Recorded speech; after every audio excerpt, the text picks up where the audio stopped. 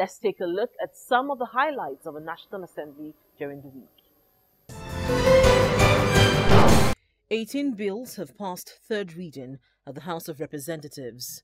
One of them is the bill for an act to provide funds to complete the Ajaokuta Steel Company. According to the Speaker of the House of Representatives, Yakubu Dogara, the company, which has been removed from the list of companies to be privatized, will not be concessioned. Meanwhile, the 8th Senate has passed its 201st bill on Thursday, March 29th. In a tweet on his personal handle, Senate President Bukola Saraki said the Senate has passed 201 bills, and this milestone has been reached even with 15 months to go to the end of the 8th Assembly. Meanwhile, the House of Representatives Ad Hoc Committee investigating allegations of corruption and harassment against the Inspector General of Police, Mr. Ibrahim Idris, says it will continue its investigations as directed by the House. The committee received a letter from the police boss on the 29th of March 2018 stating that the matter was under judicial consideration and therefore prohibited from public discussion elsewhere. The committee, however, reiterated its resolve to carry out its assignment regardless. There was a letter you brought on the court processes that are already on. But I think that beyond that, you need to do a submission. You need to do a submission to this committee on all you know about the issue, particularly what your legal is explaining. They cannot just be verbal explanations. You put it down in writing to this committee of all you know. It will be recalled that the Deputy Commissioner of Police, Mr. Abdul-Yari Lafia, had brought a petition before the House. Distinguished Chairman. The committee also invited the chairman of the Police Service Commission to speak on the matter, and he also had a similar stance with the Inspector General of Police.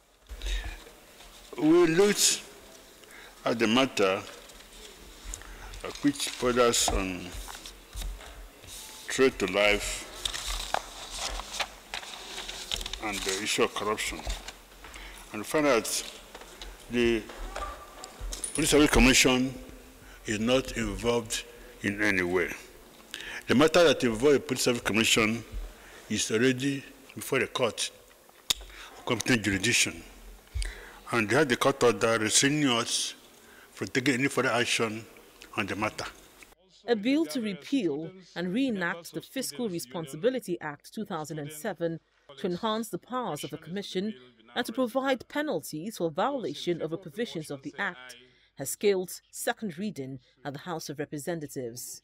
Representative Ismaila Hassan, who led the debate, emphasized that once passed into law, the bill will improve transparency and accountability in the fiscal management processes of MDAs.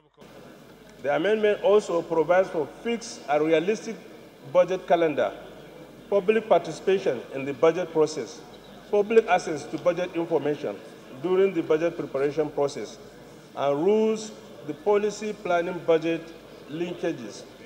The amendment bill makes public consultation in preparation of the draft MTEP compulsory and provides timelines for its preparation and approval by the National Assembly. The House of Representatives Committee on Justice is considering a bill before it for an act to amend the Extradition Act Cap E25 Laws of the Federation 2004. The bill, which was presented by the Law Reform Commission, seeks to settle the conflict of which court has jurisdiction over extradition matters.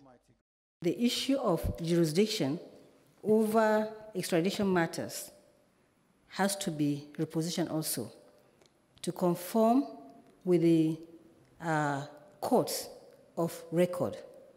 Magistrate court, as we know, is not a court of record, so that is acceptable and it's a welcome amendment. Now, secondly, the issue of double jeopardy, where a defendant is prosecuted twice for the same offense. This bill is also important because it gives effect to the rule against double jeopardy in extradition matters. We will seek to do justice to this matter so that Nigerians will be protected by law who are subject to investigation or application for extradition. And this is to further enhance our statutory provisions so that we continue to protect our citizens whilst also ensuring that justice is served not only in Nigeria but wherever they may be.